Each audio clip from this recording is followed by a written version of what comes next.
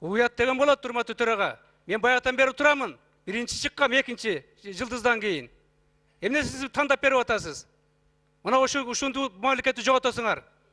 Биз эки революция жасаган эмеспиз, диктат орнотобуз деп. Урматтуу төраға, мен сизге айтып атам.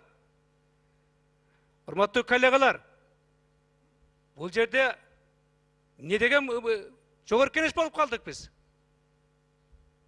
Маалыматын берген, мына жерде таблицалар дилип алып, күнөөлүү деп, презумпция невиновности деген конституцияда норманы тебелеп туруп, мына прокурор башчы. Бир күнү дагы айтты, Мыктыбек мырза, сиз дагы күнөөлүсүз деп. Сот чегелек, текшерүү элек.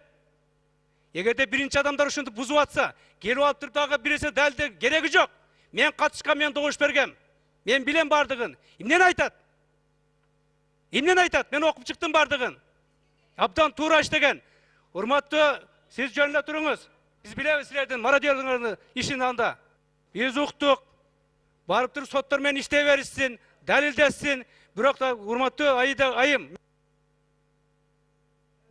Сиз адамдарды соттун чечимисиз күнөөлүү деп айтпаңыз. Туура эмес сөздөрдү сүйлөп атасыз кээ бир учурларда. Мен ушул жерден бергем. Мамытов жөнүндө далилдедим аскер прокуроруна.